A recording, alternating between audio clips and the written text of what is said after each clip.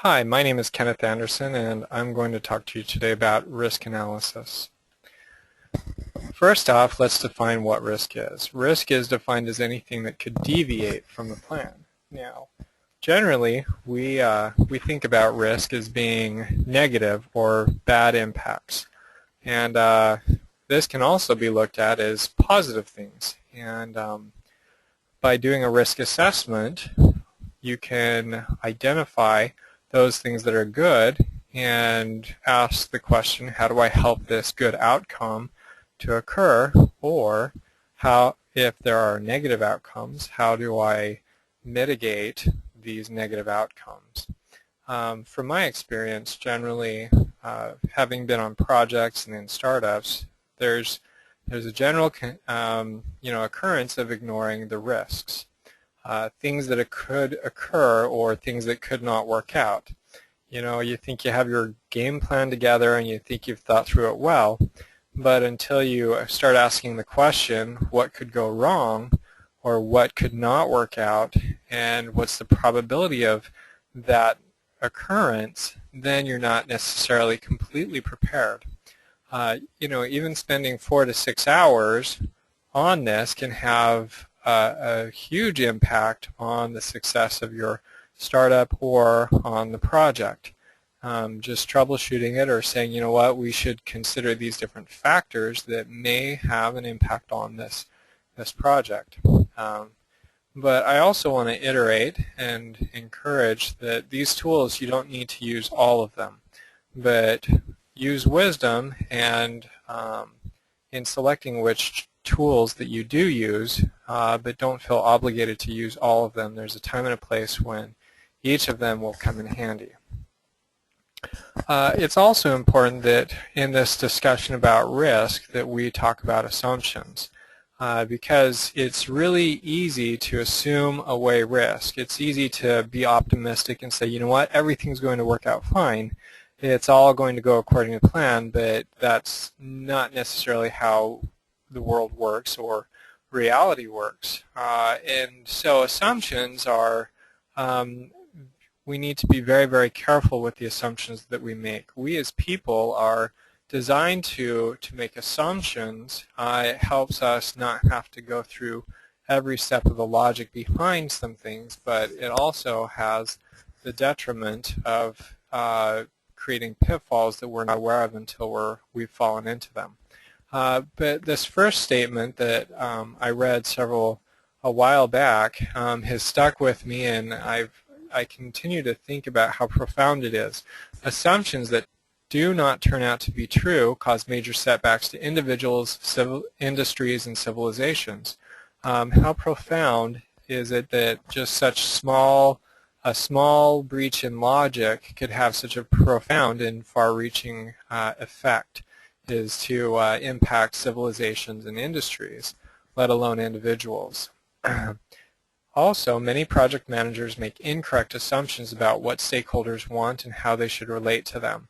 You know, it's very important when you're doing a stakeholder analysis to talk to the stakeholders, because they may have perspectives that you didn't realize that they did. And I've seen this over and again, even with myself, that once you start talking to them and gaining their perspective, you're getting to know some common knowledge within the industry, and common knowledge is the hardest to come by.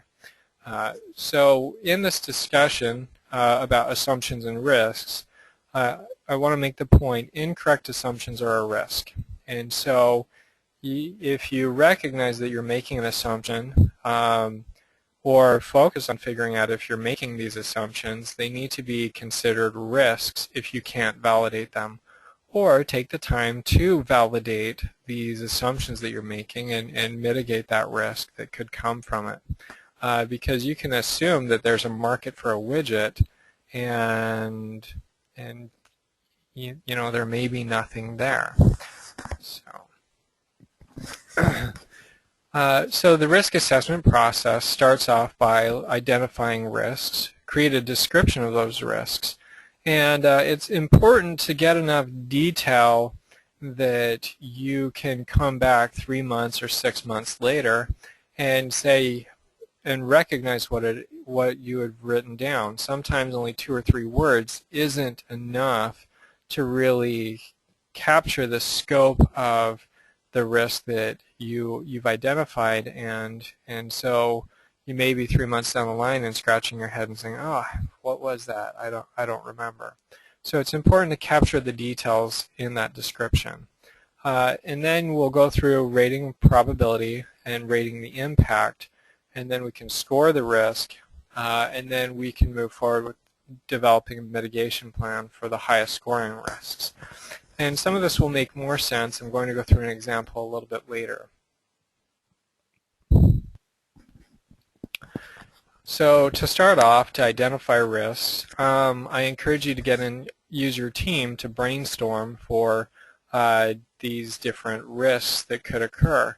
Now, you don't want to try and get nitpicky and go too far into detail, but use your team and brainstorm for some different ideas.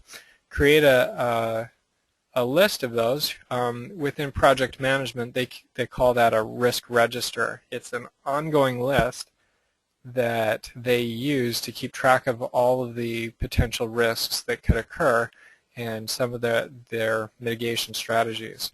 And then once again, document with detail. So in creating your list, you don't want to get too into details. For example, there's, say, what's the probability of a terrorist attack or a tornado? You know, if those are high probabilities and you're working in sectors or areas that's a high probability, you should definitely plan for it. But if you're in the United States working in agriculture, and those are very, very low probabilities, don't spend a lot of time trying to calculate those or spend a lot of time with those on your risk register. But it's important to recognize what is the probability of something occurring. And then the second is impact. How detrimental to the success of the project? If it's going to have a huge impact and completely end the project, then you should definitely pay very, very close attention to that risk, that identified risk from the very, very beginning. But if it's a low impact, then maybe you should not worry about it so much. But the scoring, when we get to the scoring in the example, you'll see more of what I mean. But then also, I want to encourage to use a simple scoring system. Sometimes when we get too complex in our scoring, it's hard to understand. I generally like to go with a 1 to 10 scoring for probability and impact. But it's very common for individuals to use the regular probability scoring of maybe a 0.4 or numbers less than 1. So with our example, I did a project a little bit ago about spent foundry sand, and here we have 2 fish, and a wooden fish and a metal fish. And spent foundry sand is sand that they use to create a mold. So they would take the wood fish and create a mold in sand with that fish, and then they would remove the wooden fish and be able to pour in molten metal, and then the sand, you could easily break the sand away, and it holds its structure well enough that you can get some nice detail out of it for the casting. And for some foundries, they have plenty of room in their backyard to dump the sand, the spent foundry sand, or the smaller facilities need to truck it out. But we looked at reusing this spent foundry sand in landscapes and horticulture. So here's a simple risk register that I've created around some of the different issues that we could have come in contact with or had if we were to try to do a startup from this. And I just want to mention that it's good to use Excel or Google Docs, their spreadsheet program, to be able to capture a lot of these risks, or to have a risk register and keep track of all of them, there are some additional extensions or columns that you can add to make your risk register more robust. And I'll get into a couple of those options a little bit later. But for right now, let's just talk about the risk, the probability, and the impact, and then the score. So going through line by line, the small market, there was a risk that maybe there was a small market for this, that their landscapers or nurseries weren't going to be using a lot of this spent foundry sand. And we recognized that the probability was actually pretty high that it was only going to serve a small market. And having a small market was going to be a pretty impactful if we were to try to start a business from this. It would definitely impact the amount of product that you could sell. The second risk was limited transportation distance. We could only transport, because of the cost of labor and the weight of the material, a limited distance was only appropriate for shipping any spent foundry sand. Now, the probability was very, very high that this would be a reality, which it was, and then the impact, we could probably find some local landscapers or local soil blenders that would buy it. And so the impact we rated relatively low. For profit margins, we recognized that there was a risk that there would be low profit margins when you consider the competitors that we would be going up against, which would be somebody who, a sand quarry where they just dig it up,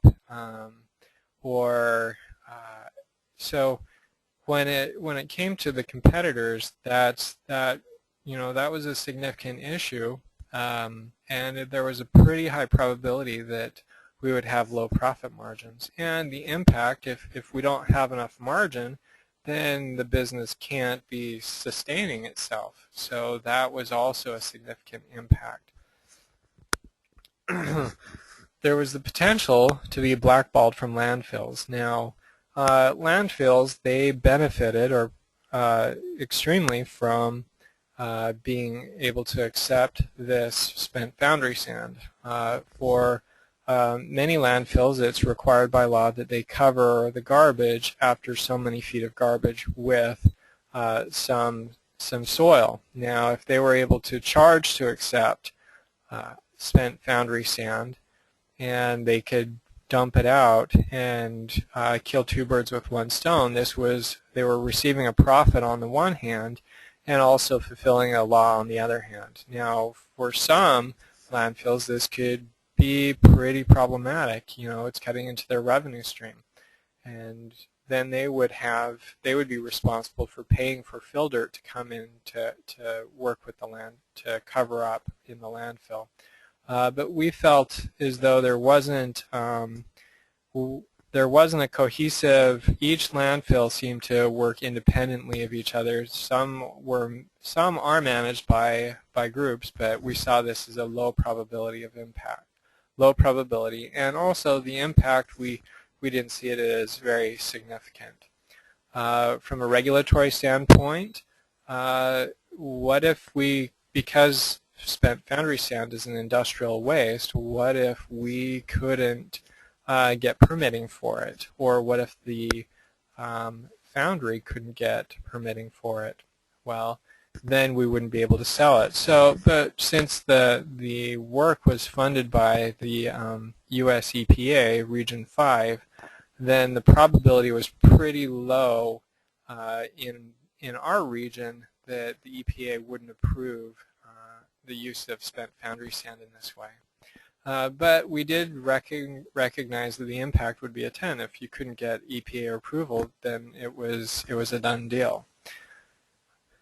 Now, also, foundries are unique. So each foundry, even though they do the same steel or the same iron and use maybe similar processes, each one is unique. There may be small differences in how they do their work or in what the output of the sand is like. And so that was a significant issue. And even within a foundry, you could have inconsistent outputs from them. So if you're a business owner and you're getting inconsistent raw material, you may not be pleased with the product, and you may want to switch to something that's more expensive, but at the same time, the more expensive but is consistent. Whereas with spent foundry sand, it may be cheaper, but you're getting inconsistency. So we did see that the probability was pretty high about getting inconsistent product because of each foundry being unique. But also that the impact, you know, depending upon the landscaper or the soil blender, they may not care a whole lot, or they may do some additional processing themselves. So we did rate the impact as having some, but not overwhelming. And last of all, product supply issues. As a business, you need to be able to access the raw materials that you need when you need them. And if with foundries, they only supply what they have. They can produce more spent foundry sand just because somebody else needs it. Is based upon their more profitable line, which is producing cast iron products or cast steel products. So the probability we saw this is actually pretty significant, and the impact also being relatively high. So from our scoring, how we did scoring is just on a score of 1 to 10. And then for our final score, our risk score, we took the probability, times it by the impact, and this gave it a good score that we could judge by. Now, when scoring things, it's important to be able to work on almost an exponential scale, because people, if there's not a lot of difference between 25 and 26, you know, that may be a very big determining factor, but if there's not a huge difference or distance between those two, then people may not think it's that important. But if you can show them, it's easy to recognize a difference between 64 and 27. So this is that was an important part of the scoring process. Now, risk complexity. This is relative to the size of the project, the number of stakeholders impacted. You know, the larger the project, the more complex it is. And this is pretty important to recognize, is that as you get larger and larger, you're going to have more and more risks, and you need to manage them much more carefully and closely. It's almost like there's an exponential increase related to the number of stakeholders or the size. Also, there's an area that's called risk interactions, and so if you have two risks that may build upon each other, or one may cause the other, it's a double interaction, or you can have triple interactions. But it's almost like it's a domino effect where if these risks start to occur, then the probability of the second risk in line increases significantly. You need to pay attention to those and work accordingly. So, as I mentioned before, within our risk register is that we can have some additional columns. One is cost risk, and this is you know, basically attaching a dollar figure to what if this risk really does happen. And the thing that I like about attaching a cost is for communicating with other people. People, they recognize dollar amounts and they connect to dollar amounts, but if it's just a score, they may not completely fully understand the implications of it. They may say that they do, but you know, once you attach a cash amount to it, then it brings it home to them, and it makes it hard to forget. The time risk. This is another thing that's it's a good tool or a good way to convey information. If the project or the startup is on a timeline, and you say, you know what, if this risk happens, it could delay us from launch for 2 months or 6 months, that makes it a lot more tangible and easy to understand the implications of that risk. And then there's also, you can add a column that talks about root cause. Root cause can easily be worked out through the 5 whys. If you ask, well, why is this a risk? And then following up with why, you know, up to 5 times, it helps you drill down to what really is the issue and helps you understand, define how you can best mitigate or manage the risk associated with it. So here's a risk register where I've added the cost and the delay and the root cause into it. You can definitely elaborate on the root cause. Since I have such a small format right here, it's not as easily accessible to add in a lot of detail. But definitely you can see within the costs, 1 million versus 20,000, that there's definitely different considerations that you need to make. But you can see from the scoring that the most important scoring spot that we had was the small market. And then it was followed up by low profit margins and supply issues. So when it comes to developing a mitigation strategy, you can start off by prioritizing based upon the score or the cost or the potential delay, create a prioritized list, and then work through your mitigation strategy on that. So highest ranking risks, develop the mitigation plan based upon root cause. And I would also advocate for generating multiple options of how to manage that risk or mitigate the risk. When you work with only one option, that's your option, whether it's good or not, that is your option. But when you develop or just kind of spend a few extra minutes conceptualizing several different ways to manage the risk and different facets of the risk, then you can have a better plan put together and be able to select the best option for managing that risk. And just want to reiterate, use good judgment. Risk assessment or doing a risk analysis can easily result in paralysis by analysis. You can spend a lot of time doing a risk assessment, or spend a little bit of time and get just as much out of it.